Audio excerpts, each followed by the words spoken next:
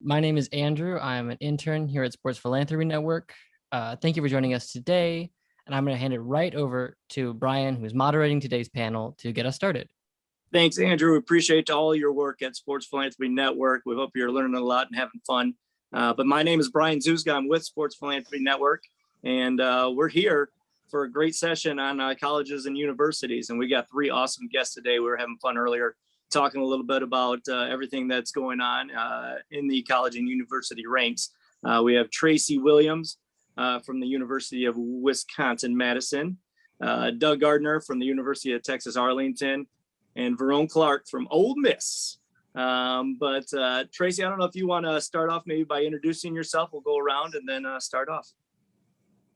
Sure. Well, welcome everyone. I'm Tracy Williams. I'm with, as he mentioned, University of Wisconsin-Madison.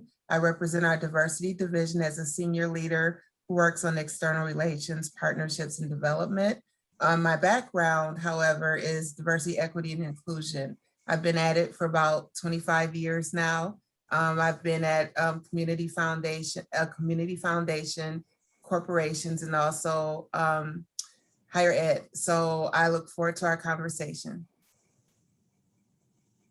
Very good. Doug? Hi, everybody. My name is Doug Garner. I'm from the University of Texas-Arlington. I'm the men's head wheelchair basketball coach.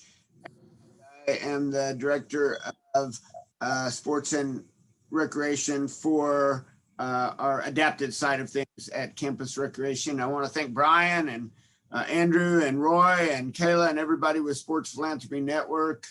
I got connected with them at the first conference, and I basically kind of went up to the microphone as an audience member, and I said, thank you everybody for what you do. As you present, could you also remember to talk about how you are working on inclusion for people with disabilities into your work? I started wheelchair basketball as part of being a dad. My son was born in 1986 with spina bifida. We started a program in Arkansas in 92, and I've just kind of gone through things. I'm an international wheelchair basketball technical official. I work with the Center for Sport, Peace, and Society on working with emerging leaders from around the world in the adapted sports world. And I just do what we can every day to grow opportunities for young people with disabilities to get a degree and use sports to help them to transition into their next part of their life. Thanks, Doug. Veronne? Incredible. I love Doug's energy. Hi, everybody. My name is Veronne Clark. I am the Social Responsibility and Engagement Assistant here at the University of Mississippi. Hotty toddy, everybody. So I've been here for about 9 months now. If you've ever heard of the McClendon Foundation, I'm a contractor through the McClendon Foundation. It's basically an organization that Coach Cal founded to really get into how minorities can really get into sports and to strategically think and to make decisions and things of that nature in terms of sports. I also run a community engagement foundation called Win Solutions. And that's basically geared around community activism and how we can strategically think about how corporations, companies, things of that nature, schools can get in the community strategically to really make a true impact. So pleasure to be here. Thank you all, and I look forward to the conversation. That's great, Veronne. I appreciate that very much. Appreciate you all being here today. I think it's going to be kind of fun. Just looking at the pages, you know, the college years are one which shape the future for many athletes. How do we harness the powers of university to teach and instill the values that are needed to maximize philanthropic impact? And I know each of you are, in the college space. Tracy, I'll let you start since you started last time. We'll keep it going, but we'll switch it up a little bit so it's not you going first every time. But I don't know if you have anything you want to add to that as a starting point. And I know you guys are going to delve off and have some fun and go in different directions. So I look forward to listening to you guys, and I'll let you guys move from here and I'll sit back and listen. Sure. I believe this is a very interesting topic and very loaded, because when you talk about philanthropy, lots of things go off in my head. And then when you mentioned athletes, I think about my experience as a student athlete in the 80s and 90s. But since then, things have evolved, but some have not so much. One of the things that I wanted to talk about is the lack of diversity still in a lot of institutions when it comes to athletes and then the coaching, those who are leading athletics. There's a gap. And the reason I bring that up is systematically, there's a lot of things that are designed that create a disconnect when you talk about diverse athletes. And that's kind of what I wanted to keep focus in on. There's a quote that I wanted to share that says, design creates culture, culture shapes values, and values determine the future. And really good philanthropy is aligned with your culture. So if I'm from, of course, a Big Ten university, predominantly white institution, we're always talking about campus climate and things of that nature. But when you talk about philanthropy, students and athletes, there's a lot there to look at. So I'll just start out by talking about the life cycle of an athlete. Where does it start? Where does the relationship begin? It's usually before they're a college athlete. And so what does philanthropy look like at the high school level? It's usually the booster clubs, the parents, the AAUs, and you can already begin to see a difference in culture in terms of engaging students in philanthropy. So I think that conversation really needs to start at the recruitment phase. And then when we get to the university, I think there's some really, I wouldn't say easy wins, but ways to engage students into becoming being givers, giving back. But oftentimes it seems to me that the star athletes are pursued and there's a lot to be desired. There's a lot of professionals who are very successful because they are athletes and entrepreneurs. And I just think it's a matter of the way a system is designed and it's not connecting those dots. And I'll stop there and share the space with my colleagues. No, I think that's great, Tracy. Can you actually give one example, I guess, what you're doing at the university right now? Yeah, well, I do quite a bit. And actually, I will be starting our supplier diversity program starting July 1st. But what I have been doing, one thing I've created or I launched an annual event for students to focus on life after college. That's something, honestly, as an undergrad, I never participated in. But this is an opportunity to engage with professionals, entrepreneurs, alumni who are already successful, so students can begin to vision their future outside of college. And so with that, I feel that professionals like that are from the same communities help create that mindset or open up opportunities. Many of them are givers and philanthropists, but without that matching, sometimes there's a gap in the vision. So I do create experiences and host major events where I bring in, unique opportunities for students. Very good. Doug, how do you, I guess, at your school, I guess, how do you do that as well too? How do you create that experience for the students? And can I just go by with what Tracy said? Please. No, I think she hit the nail on the head, but my kind of twist on this, I think on this panel is I work with students with disabilities. We recruit young people with disabilities. We recruit even older people with disabilities who have the potential to use sport in sports, competitive sports, high performance sports to get their degree, because a life-changing accident or illness or injury can really make people question kind of where they have been and where they are in their life. And really it gives them a restart in getting that college degree, because a college degree is like the golden ticket. And so many people with disabilities are left out of that equation to get that college degree and be able to go on and represent in the boardroom or in discussions about disability.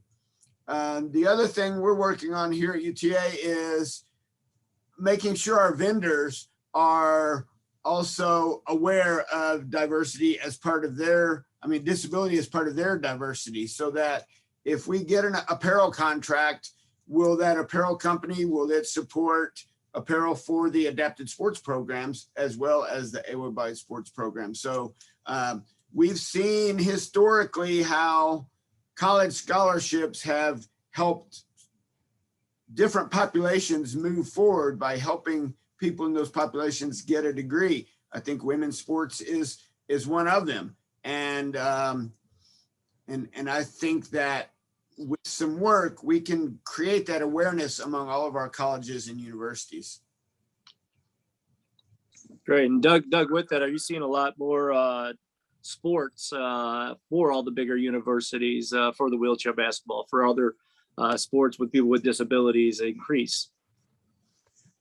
Well, that's kind of a relative term. There used to be 6 men's teams and 4 women's teams in the whole country in wheelchair basketball. We're now up to 12 men's teams and 6 women's teams. And the 6 women's teams are also from universities that have men's teams. So we are seeing some growth in some other sports, wheelchair tennis, adapted track and field, swimming. I was on a diversity, equity, inclusion subcommittee with the NCAA for a while, and we had a meeting with USOPC, or US Olympic and Paralympic Committee, which is a new change. And we talked about how can we work more with our NCAA programs on our campuses to offer more opportunities. Like we have basketball, we have a few walk-ons in adapted track and field. We've had wheelchair tennis before when it was grant funded, but really becoming part of the fabric of the university. To me, diversity would be more than just one sport, because not everybody wants to do or even can do wheelchair basketball. Great, thanks, Doug. Veronne? Yeah, so the first thing I would definitely want to say and highlight is that, diversity, it comes in different facets, right? And I think that here in the last year, 2 years, or, when things were happening in our community and some unfortunate things were happening, I think we really pinpoint on race. And I'm truly appreciative that Doug is coming in with this different perspective on disability and having that highlight to understand that it's not just about race, but it's also about culture. It's about different perspectives and where you lived and different perspectives of, where your family comes from and things of that nature. So just highlighting that piece, I think, is truly important. That is just not about race when you're talking about diversity. So in terms of what the University of Mississippi is doing, we really wanted to pinpoint of intentionality and figuring out, what does our community want, right? What do our community need? So as the flagship institution here at the University of Mississippi, we looked at the surrounding areas and we said, hey, what counties are struggling in this particular area, or what are some underserving communities, so that we can get our student athletes out to those communities, so that the young students that they see, the elementary students, the middle school students, or whoever they may encounter can say, wow, I can be just like them, right? I can do what they're doing. So we have this initiative called Stronger Together. Stronger Together was birthed out of the George Floyd terms of last year. And we really, again, wanted to be intentional about what those communities needed. And the 3 pillars that we wanted to focus on was food sustainability, literacy, and financial literacy. And those key components were really important to us, because we've seen that 1 in every 4 children were suffering from hunger in Mississippi. We understood that there's a gap in terms of pay raise and things of that nature when it came to financial literacy. And when it came to literacy, we understood that underserving communities were truly at an all-time low within Mississippi. So we wanted to ensure that we can fight that, right? So in terms of what some of the initiatives that we do, we have Reading with the Rebs. So Reading with the Rebs is when a student athlete will have a Zoom meeting with an elementary school student or a middle school student, and they'll read with them, right? They'll teach them some of the vernaculars and get them comfortable with public speaking and really just listening to them read, right? So when you see an athlete that you go to the games and you've seen them, catch a touchdown, football, whatever have you, and they're reading to the class and they're super engaging, that truly just that makes their eyes light up, right? And that's the thing here at Mississippi. We want to get those aha moments and really get students to say that, yeah, you can do this too. You can be a D1 athlete and you can be an individual that is dominating in your sport and dominating in the community. So yeah. That's awesome. I think I could listen to you speak all day long. I love the passion, and I think that's what we're all about here together as a group as well too. And no, obviously, being college athletes and going through the system, I know back in my day, Tracy, you'd probably say the same thing. We didn't really do a lot of community stuff out there as athletes, as a team. We did some team building here and there, but really getting out and doing stuff in the community is something that I've seen has grown over the time. I don't know, Tracy, if you can talk a little bit more about the University of Wisconsin and what's going on there with that. Okay, I was looking for the unmute button, but the University of Wisconsin-Madison is known for our community service, and that is instilled in all students to give back. But again, I think we're on the cusp of really some real change. There are students who are becoming more student athletes who have actually become activists on campus. And so it's a good thing, but one of the struggles is also educating the students on what they're asking for. Because sometimes they may, for example, put a dollar amount, you need to invest this much in us. But defining what does that mean? Do you understand, and not in a condescending way, but do you understand what an endowment is? Do you understand that really probably doesn't equate to what you think it does? Is that the right thing you're pushing on? And so we're kind of in this space where you hear more voices, you hear more concerns, there's more of an openness for that dialogue between administrators and students. So it's really a good time, but at the same time, there's a lot of change. One example, because of the spotlight, there's concerns raised on a regular basis on campus. So with Barry Alvarez, he's retired and we have a new appointed hired athletic director. There's some controversy behind the scenes in the community about who was selected. And so, we're always managing those dynamics, but I think it can be good as UW looks to become a more inclusive campus. And I'll let you guys jump in and out as you want. I won't call on you. I guess let this flow a little bit more organically. I think Tracy made some good points that really illustrate the leadership skills that college athletes can learn as part of their student athlete experience. And we see that all the time. We hear that all the time, but a lot of times that awareness doesn't carry over to how do we get those same opportunities for our young people with disabilities. We have multiple athletes that have graduated and gone professional, played professional in Europe. We have just in my 14 years, we've had 26 master's degrees and 5 finishing up PhD degrees. So having someone at the university that's their job, recruit people with disabilities, make sure that they have the same college experience as all of our students have. And that means that our student conduct people are trained in the lived experiences that people with disabilities have and how their disability has affected their life and their behaviors and their attitudes. And our Office for Students with Disabilities helps our students have the same access to support services and maybe bring some equity into their academic experiences by helping reinforce some of the things that maybe they've missed. So I see that as my job is graduate students with disabilities, recruit them, graduate them, make sure that they're getting jobs, and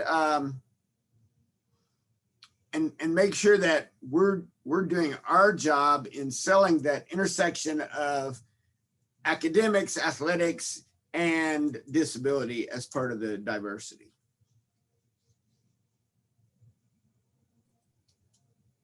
Yeah, just to jump in, Tracy, I think you nailed it right on the head when it comes to education. That's something that's really pivotal in my dynamic, is educating these student athletes of what is it exactly that you want, and exercising your voice and understanding that, okay, if you're saying that you want to do this, then let's put some action behind that. And what does that mean, right? So what does it mean to put action behind that? And just getting deeper into those thoughts of, there's things that are going on within the community, yes, but how are you specifically going to make a difference, and drawing those passions out of them? And I think that's the key in terms of how I approach our student athletes, is sitting down with them and talking to them and saying, hey, what are your true passions? And that's how you can really contribute back to the world, because if you exercise what you're already good at, then you can go out and maybe donate your time here or donate your money here. And it doesn't seem forced. And that's one thing that I also try to, instill in our student athletes as well, is like, don't make this a PR stunt, right?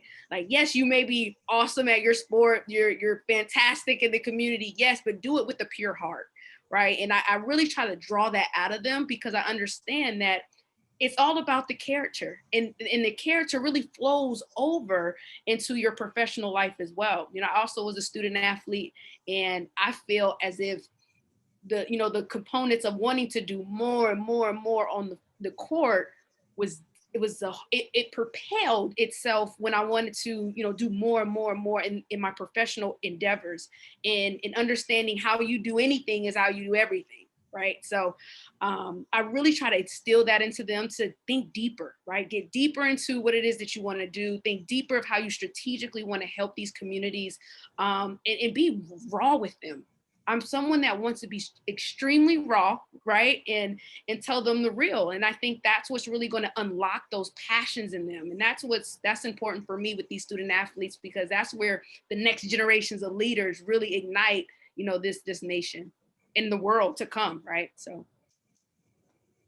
That is awesome. Love it. It is all right. I'm going to throw a wrench in there right now. See what you guys think. Name, image, and likeness.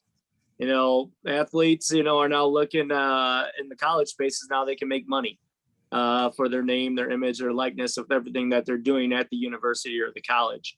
How do you see that impacting philanthropic impact to their future, to what they're doing, to what the university is doing?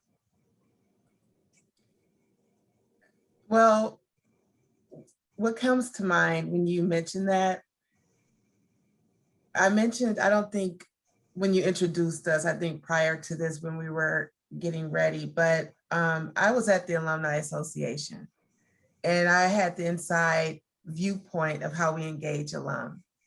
And so that would include athletes. And honestly, I believe it will actually possibly help the university when athletes are feeling that they're being treated in a way where they're not just a commodity, because sometimes that's how it feels in terms of how they're engaged by the institution. And I believe the institution does not always realize that's what they're doing because of the lack of representation in those administrative spaces or the communicators. Those are all very important roles in terms of engagement. So when I think of affinity to a university, which leads to giving, I think the affinity may be a little bit better when they're feeling compensated for putting their whole selves out there on behalf of an institution. So that's just my initial thoughts. Those are some of my thoughts.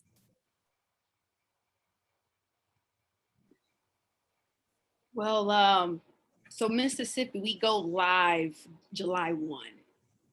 And I'm going to be honest, I honestly don't want to talk too much about this particular topic because our folks are really in the trenches and behind the scenes of doing some amazing work here for our student athletes.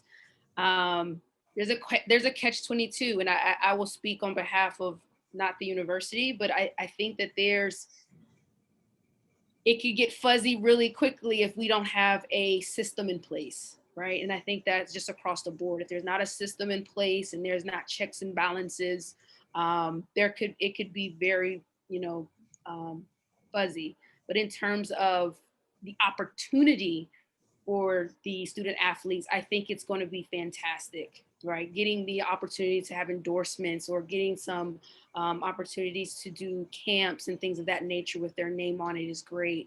But again, educating the student athlete on what does that come with. So that means that you make sure get your taxes together, right? You got to make sure you maybe have someone to look at the contract. So getting them to understand that this is big boy business now. This is big boy business. So I think that again, it's great. It could really be great as long as it has a system. And that's what I'll say on that front. Yeah, I think you could probably guess what I'm going to say in this is, where do our athletes fit into the name, image, and likeness issues? We're not exactly part of the NCAA, but we have an NGB, in National Wheelchair Basketball Association. We operate under the U.S. Olympic and Paralympic Committee umbrella. So when Veronne talked about systems, we're not even at the table on any of those discussions right now. And I think we have so many athletes who have been Paralympians, who've represented on the international level, who have gone on and played professional, who have benefited from sports at the college level, that how do we become part of that conversation, or do we? How do they get those same opportunities that the able-bodied athletes have? Great. And that was kind of where I was kind of going for, because I imagine, like with Doug, I could see at the University of Texas-Arlington, a photo of one of your athletes on all the promotional material to really showcase what the university is doing, just like they could at Ole Miss and Wisconsin as well too. But really on the philanthropic side, do you think that'll detour some philanthropic things, or would that be an avenue where now you can talk with your athletes of different things that they can do now? Or don't you think it'll change one bit at all? I think the good part for me is, if we're not part of those systems, I can steal from those structures that are developing out there and just create our own, and work with our development office and work with our alumni to create our own systems and structures to make sure that our athletes are getting those same opportunities.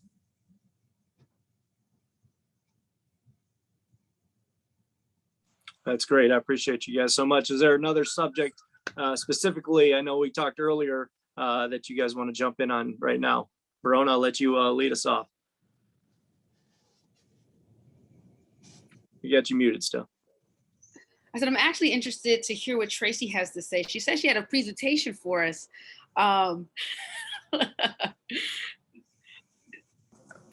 Well, I guess where I would go, I have a quote, another comment I wanted to shed light on. Decades ago, Martin Luther King warned that philanthropists should not overlook the circumstances of economic justice, which make philanthropy necessary. And I thought that was really interesting when I read that, because I just don't think philanthropy means the same thing to all people. And this conversation is such a packed conversation, and it's very important. I think philanthropy for institutions is important, but again, where are the values and are people part of that? And do you do things that you feel have always worked? Which means you leave out groups, including those with disabilities, because you feel that why would we stop doing what we've been doing? We have this amount of money, but sometimes taking a step back can actually push you way ahead. And then the other comment I wanted to make was this issue about the naming and likeness. I wish that was in place. How many years ago? 20. But I just had to make that comment. But I'm sure as you all speak, I'll think of other things I wanted to share as well. Brian, if I could jump in, an issue that came up earlier was advocacy and teaching our student athletes to be for themselves and their programs, and some of the issues that come along with being a strong advocate. And I'm sure we've all had experiences of really being a strong advocate and making enemies within the system. You have to be confident enough to step out there and believe in what you're doing, because not everybody believes in what you're doing.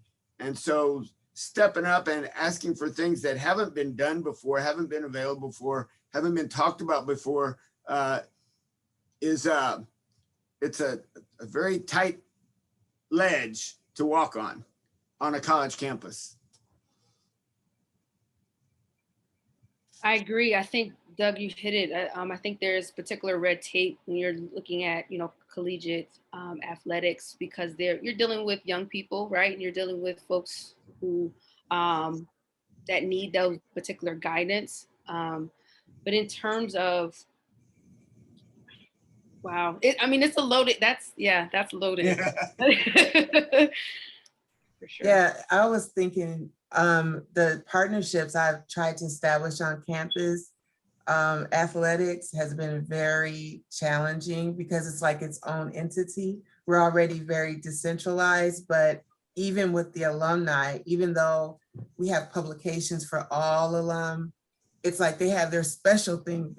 In all schools and colleges does, but athletics is a different beast in a way.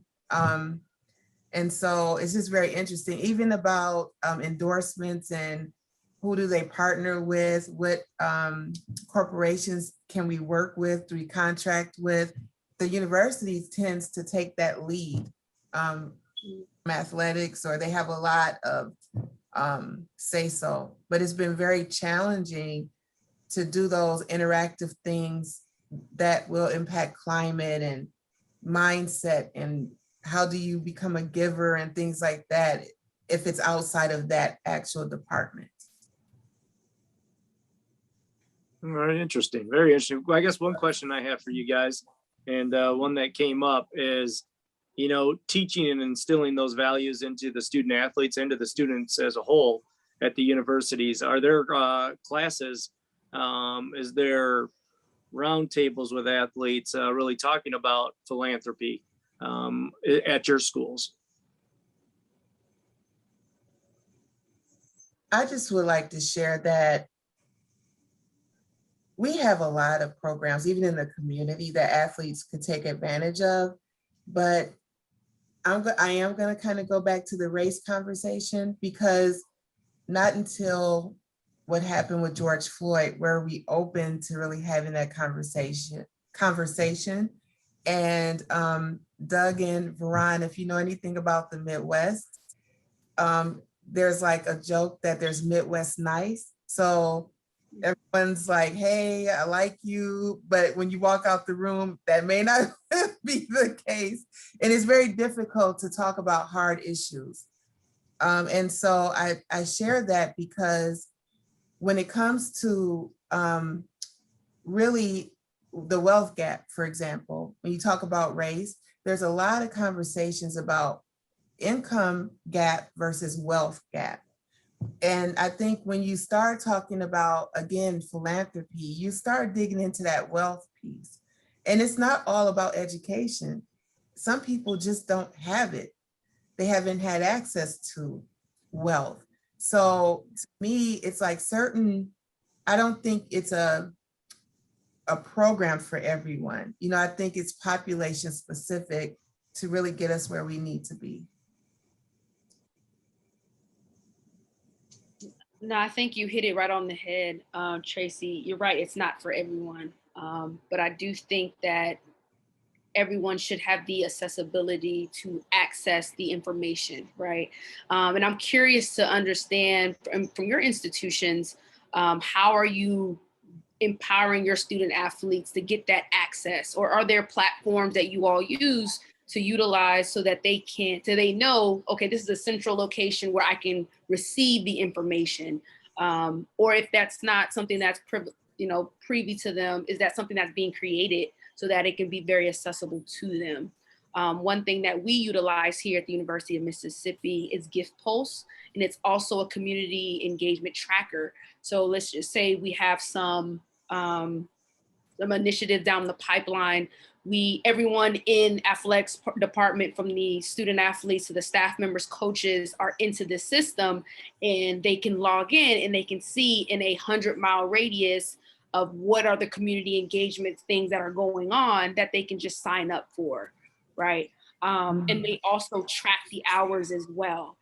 And so that now there's like this cute little competition there of how, what team is doing the most community service. And that's kind of some incentives that we give at the University of Mississippi to see, like, maybe there's, something that we do for them or throw for them, or at the end of the year, we give awards out for who is, achieving outside of competition.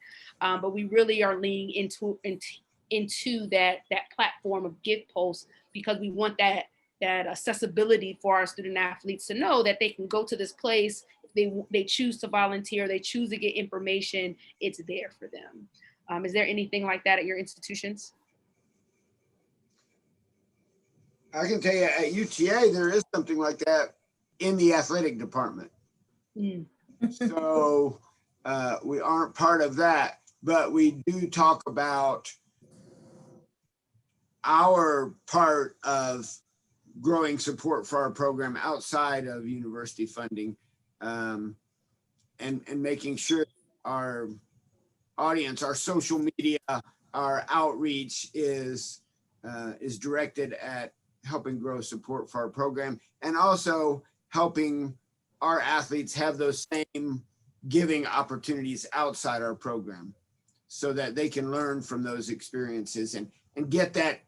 They feel so great when they go to a classroom or to a hospital and talk to young people with disabilities and tell their stories to the athletes, to the young people, and to their parents. Because parents who have a child with a disability, they need to see what could be in their future. And sometimes it's, they just need to see that. Here's somebody who's lived through those same experiences. Wow. Yeah, I would say, I would have forgotten to share this, but I'm working with an alum right now who created an app called the Give Back app.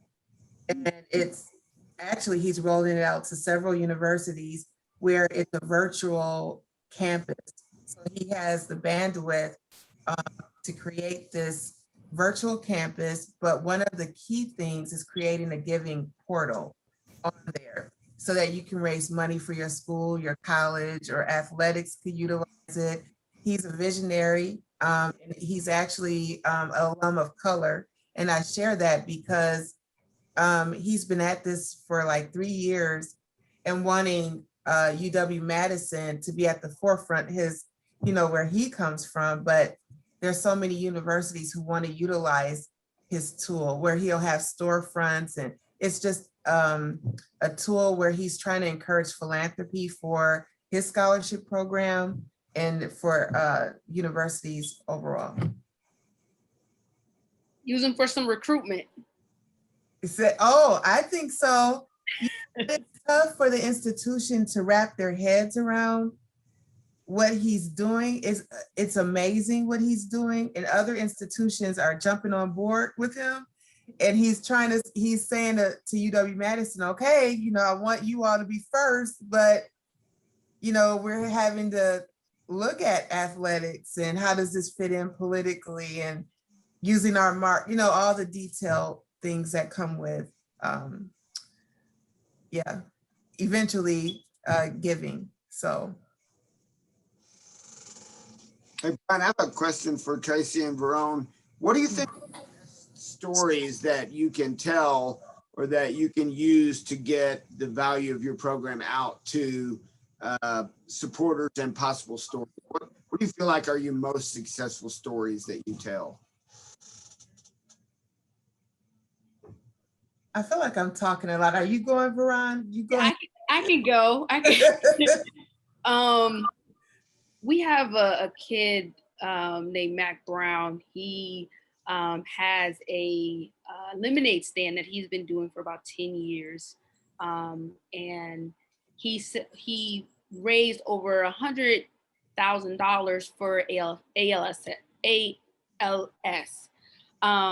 And that campaign, one, again, that passion that kid has is through the roof. And he recently just received the Community Engagement Award for the SEC because of his just tenacity and his longevity in terms of his commitment to this particular, project.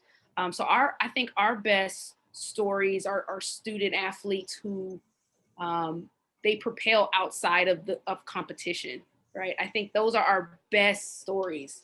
When student athletes are in the community, they're going to those hospitals, like you were saying, they're reading to these students, they're doing different camps.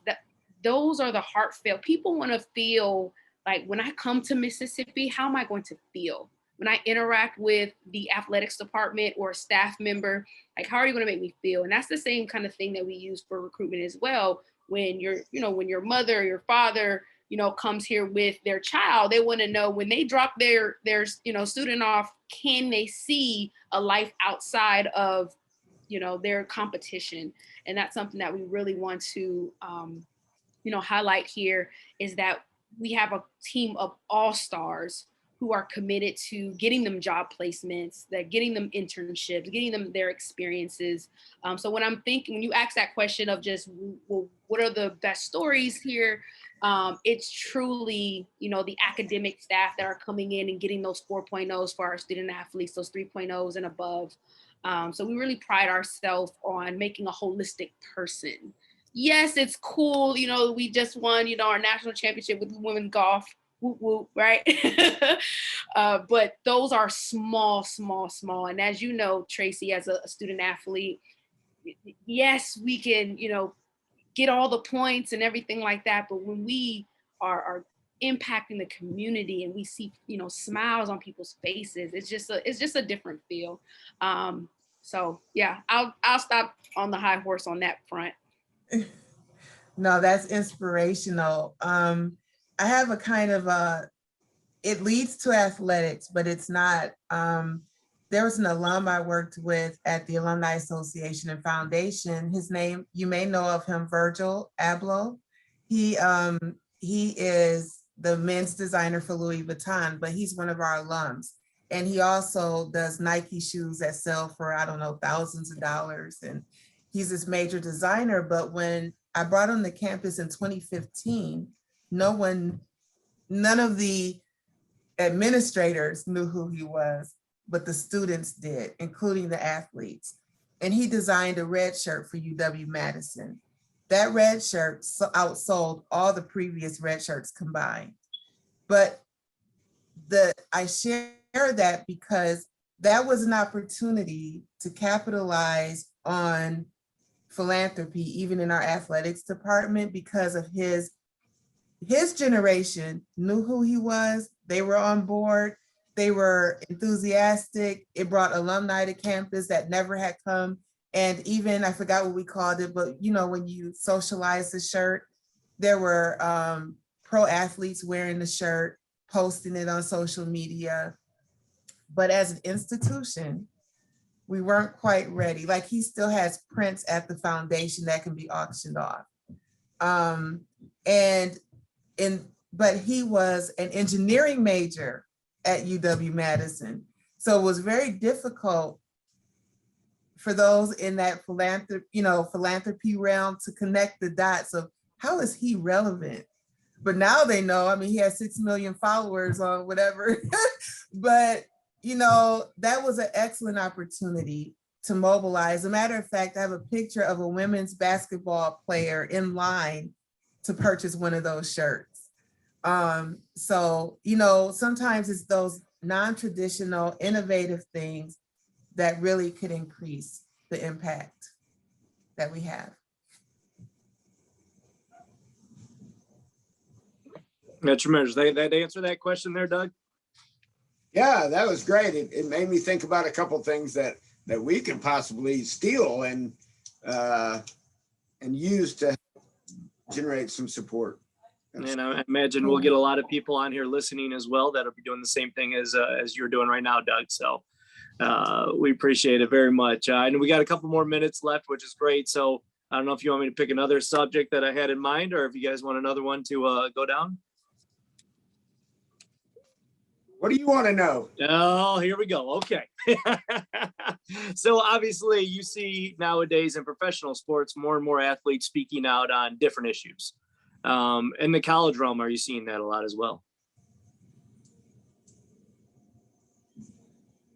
Absolutely. Across the nation, you know, especially last year, folks either want to kneel now or, you know, they want to wear a t-shirt that says something, you know, for unity or, you know, but one thing I know for University of Mississippi, we want to ensure that we're unified in a way that that we're talking to our student athletes and we're talking to the coaching staff. One of the things that we've done here is that we would have one-on-one with the coaching staff, and then from the coaching staff, we will actually have another round of conversations with the student athletes and the coaching staff to kind of just hear what do they feel, right? When you turn on the TV and you listening to the news, like how are you feeling, and just try to take away, you know, a moment for what competition looks like, but you know, as a holistic person, or you know, what's going on in the news, like how can we, you know, tackle this and, you know, in a way that is, you know, not detrimental to everyone's perspective, and understand that perspectives are necessary regardless of what perspective that may look like, and being respectable in how we approach those things.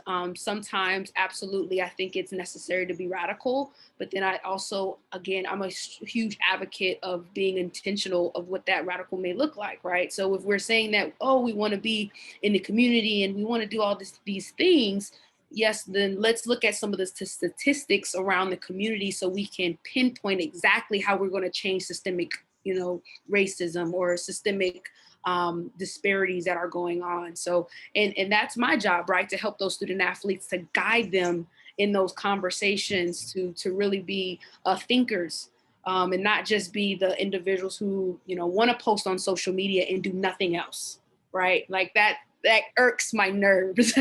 But yeah, when you're looking at, you know, just across the landscape, the last year, you know, there's a lot of folks that want to kneel now. You know, 4 years ago, that was not popular. And I commend, you know, Kaepernick for even doing such a thing, because it takes courage, right? It takes a amount of courage to stand amongst, you know, with no one, you know. So, and, you know, Doug mentioned this in the beginning of our conversation of just having, you know, being empowered and having that, you know, being confident. It takes a huge amount of confidence to just do something like that. So, and I give them, again, the real of, okay, if you're going to stand out to do something like this, understand that there's going to be potential consequences that happen, right? If that means that your family members may, you know, not like it, or your friends may not like it, or if you potentially have an endorsement deal, you know, coming up, this thinking, you know, coming up down the pipeline, you may not get certain endorsement deals because of the views that you may have, right? So just having those, understanding what that looks like. Yes, you have a voice. This is a free country. You can do, you know, what you please, but there's consequences with every decision you make. So just making that, you know, very clear with them is something that we definitely had conversation about, especially in the last year, on what that looks like, you know, with the flag and things of that nature. So. Yeah, we talk a lot about respectfully articulating that message so that people first of all, our athletes try to see the other side first, and then respectfully articulate those differences. And I think that's a great point about getting them to understand as they bring their message out, understand the consequences of doing it the right way and the wrong way, and how that affects not just them, but our program and our university as well. So I think it's a big, big conversation there. Yeah, I'm just in full agreement with both of you. And I would add, or the thought I have in mind is sometimes experience does make a difference. And with, I have seen that at times the students really kind of think they've experienced it all, and it's like, no, you haven't. And some things that look easy are not easy, just those things you learn in life. So, I just agree with you all, and definitely feel the same way. That's awesome. We appreciate it. And I know I want to commend all three of you because I know a lot of the things that I'll remember from college, aren't necessarily the games, even though there are a couple I definitely will remember. But really the experiences with the staff, with the team building, with going out in the community and doing some philanthropic work. Those are the type of activities that I remember even to this day, more than I will some of the games. So I, appreciate all the work that you guys are doing, and keep doing the great work. We only got a couple minutes left, so I don't know if you guys want to maybe give some of your contact information so anybody that's listening can contact you with any questions or anything like that, or just your parting shots. Doug, I'll let you start. All right, thank you. You can contact us at our website, which is www.uta.edu/movingmavs. That's probably the best way. We're on Instagram, we're on Twitter. So I think I get calls all the time from around the country and outside of the country on what can I do to start? How can I start? How can I help? How can I be a part of this? And then they call back a couple weeks later and they say, is it always this hard? So yeah, anybody who wants to join the army of advocacy for programs for our student athletes with disabilities, reach out. We all need help. Yeah, for me, I would share our website, diversity.wisc.edu, and see so much that we're doing on campus and in the community. You can look me up that way because I have a very long email address, and it may be in the presenters tab. So that way, and I definitely have no problem with you reaching out to me. My number is 608-234-8489, which is fine because I'm very interested also in philanthropy for one, but also with the supplier diversity, which is another way I see the university really giving back and finding creative ways to work with different diverse businesses and different enterprises. So thank you for having me. Incredible. This was an amazing talk.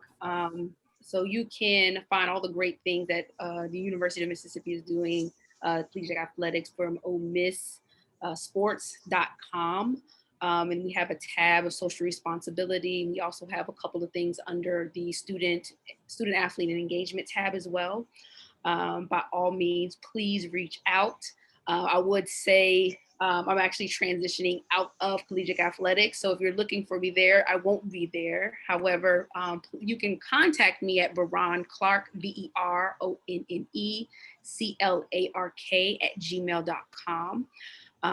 And again, I'm an open book in terms of strategy, in terms of how we can really impact the community and being authentic, and what does that voice look like for different entities. Again, this talk has been amazing. Doug, I want to connect with you. I have a young lady I think that would be able to speak at your institution in terms of she's a disabled vet and things of that nature. She's also an Olympian as well. So I think that would be fantastic. Again, I'm all about connecting. So by all means, give me a holler And this has been a pleasure. Thanks, Brian. No, my pleasure. I appreciate you guys all. And like I said, that's what we're about as well, is connecting all of our different philanthropic network that's out there. That's what we are. So as you guys have stories, Doug, if you have stories on some of your athletes, please share them. Same with you ladies as well too. We love to do spotlights on different organizations, different teams, and we'll definitely be doing them on some colleges as well too. So if you haven't been contacted, you will shortly. But feel free to share prior to that so that we can help promote what you guys are doing as well. So thank you guys so much. We appreciate it. And that's our series.